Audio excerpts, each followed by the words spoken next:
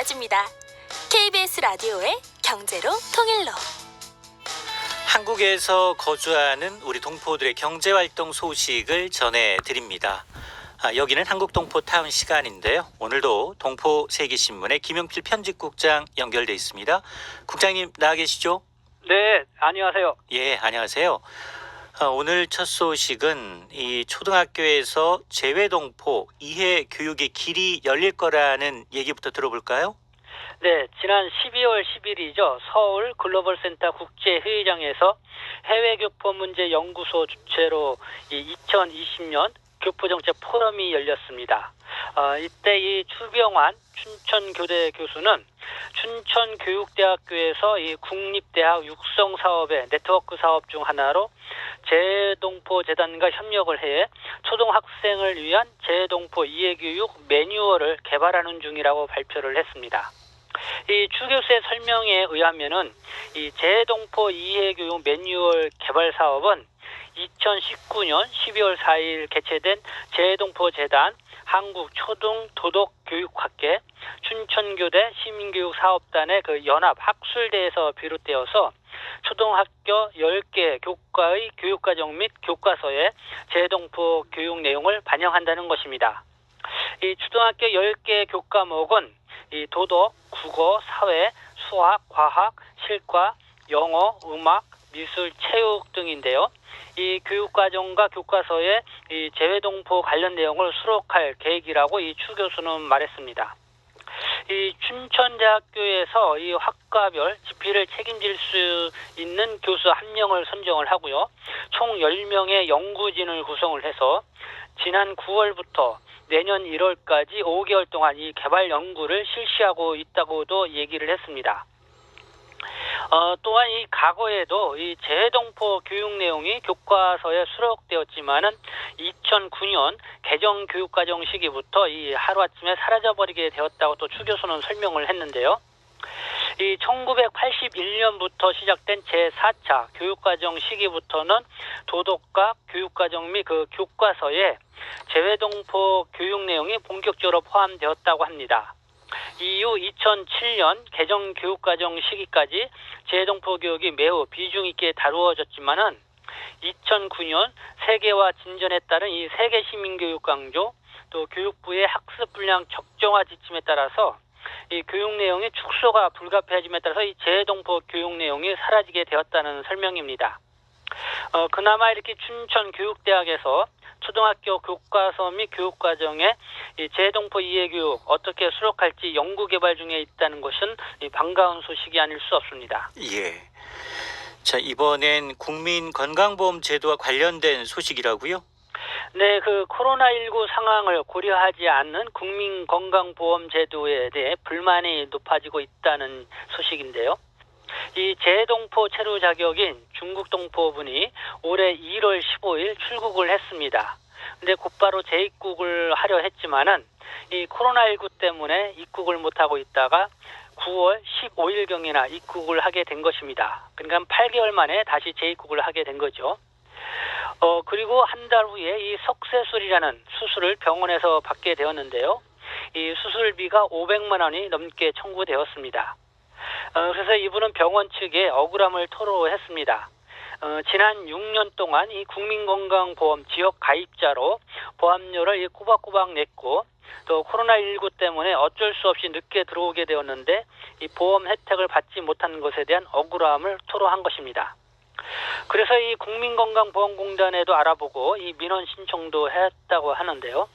이 국민건강보험공단 측은 등록 외국인이나 거소 신고를 한 재외동포 체류자가 출국한 지 한 달이 지나면 국민건강보험이 자동으로 취소 처리되고 재입국 후 이 6개월이 지나야 지역보험 가입 대상이 된다고 소개를 합니다.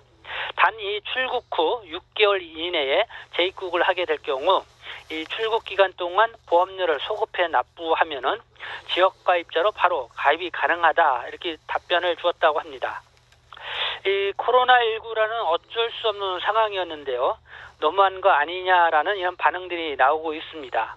이 국민건강보험공단에서는 이 코로나19 상황이라는 것을 전혀 받아들여지지 않고 있는 것입니다. 예.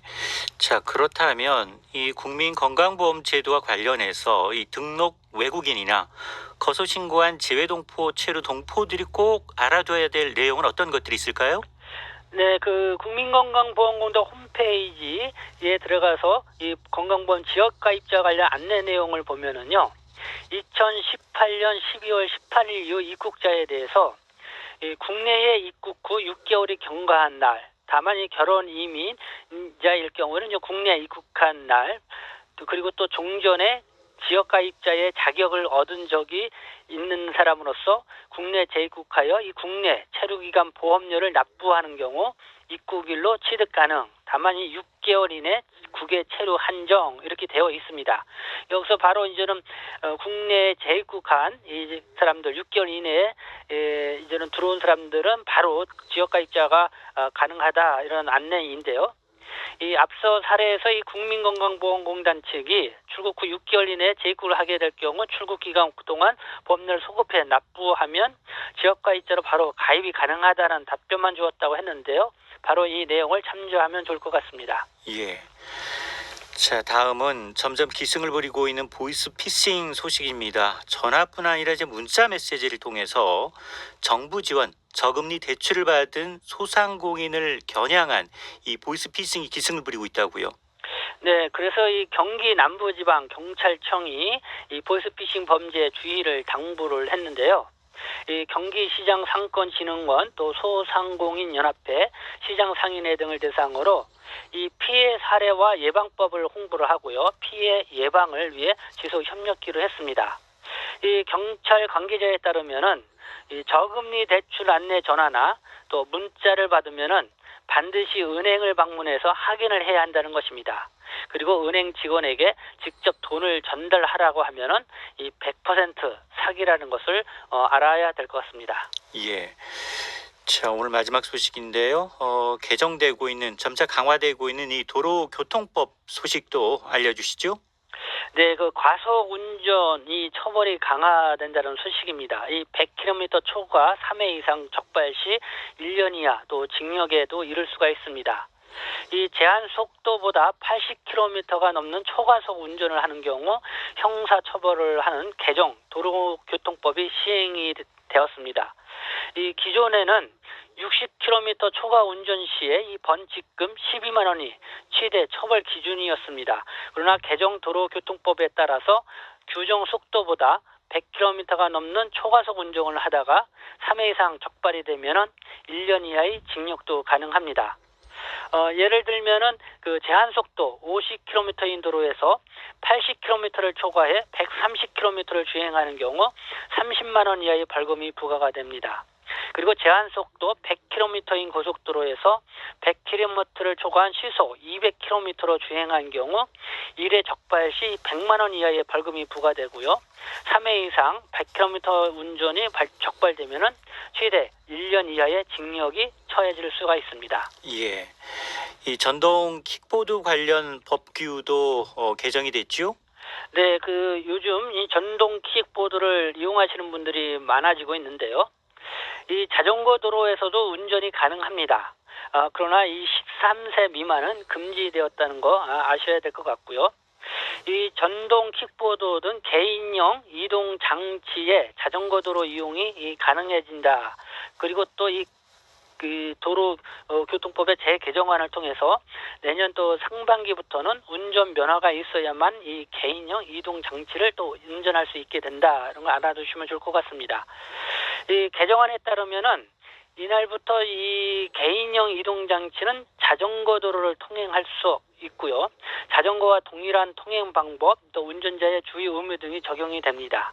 그리고 13세 미만인 어린이는 운전이 금지가 됩니다. 예.